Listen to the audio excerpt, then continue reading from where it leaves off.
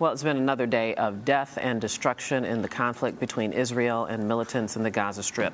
There's news today of a deadly shelling on a school as the death continues to escalate.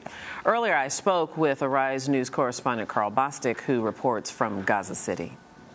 Karl, in this ongoing conflict between Israel and Hamas, now a UN-run school has been shelled, and there have been a number of fatalities. Give us the latest. And it just simply underlines that in this conflict, there's just simply nowhere that's safe in Gaza, especially near the border. This was in Beit Hanun, near the border.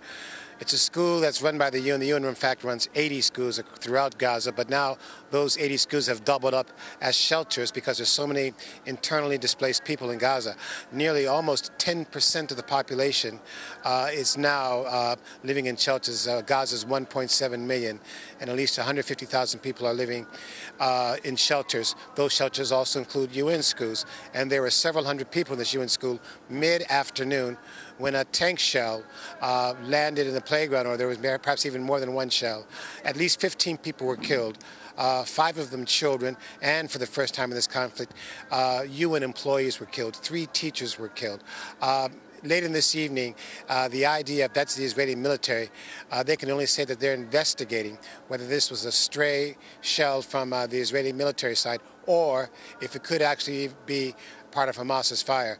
At the same time, there's been heavy fighting still in the Shujai neighborhood of Gaza City. The death toll today has now passed 100, so bringing the total overall death toll in this fighting to about 780 people, more than 5,000 injured. I mean, if you look at what happened in the last, the longest campaign, Operation Cast led in 2008, 2009, that death toll was just over 1,000. If this goes any further, in the beginning of next week, this could be the worst round of fighting yet between Israel and Hamas. In the meantime, there are calls from the international community, all sides, for at least a humanitarian ceasefire, so that if nothing else, officials can go in and collect the dead bodies. Where are we with that?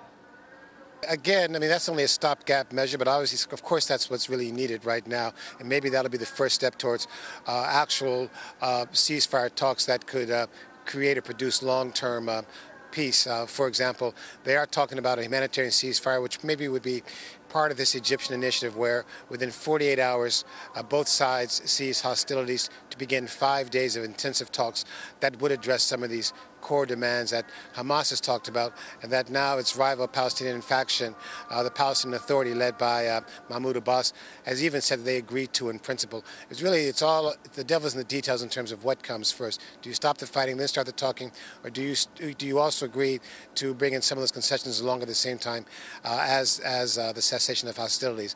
So, I mean, for example, a lot of eyes were on this weekend on Saturday as perhaps potentially being a starting date for ceasefire talks, but it really is simply day-to-day, and there's no breakthrough right now for actual ceasefire, folks. The closest thing to a ceasefire would simply be a humanitarian pause to allow the Palestinians and rescue crews to get to those people who are, buried in the rubble and those injured as well, to get them out of the hot zones to the hospitals. In the meantime, has anything productive come of U.S. Secretary of State John Kerry's visit to the region? He was in Tel Aviv the other day where he spoke with the Israeli Prime Minister Netanyahu, followed by the Palestinian President Mahmoud Abbas. Now he's in Cairo, once again meeting with his counterpart in Egypt. Obviously, Egypt's going to play the critical role right there. And I think, one of the things that needs to be done that'll bring Hamas to the table is just to find a formula, to find an arrangement to do part of what Hamas is asking for, and that's the easing of the borders. And that's where a lot of attention is being focused on the Rafah border, which has been closed for almost a year.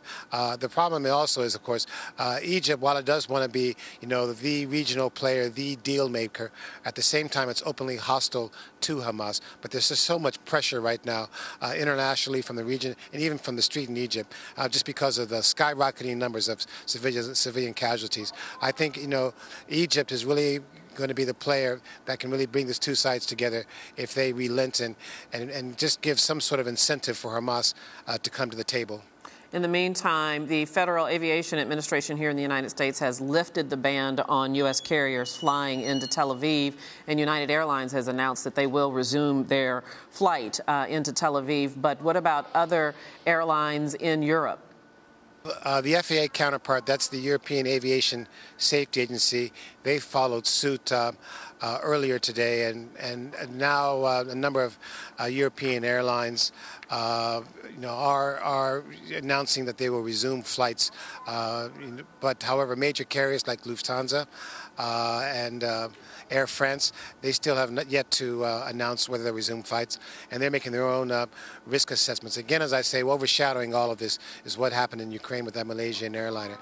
But if this had gone on for another cycle of 24 hours or so, this would have begun to have more than just the impact that it already has had on the tourist industry, where there have been 30% cancellations of flights to Israel just for the coming month of August, but just the psychological impact of what this would mean for businesses who are thinking twice about whether or not Israel is a safe place to do business. Indeed. Karl Bostic reporting for us from Gaza City. Karl, thank you so much. Stay safe, my friend.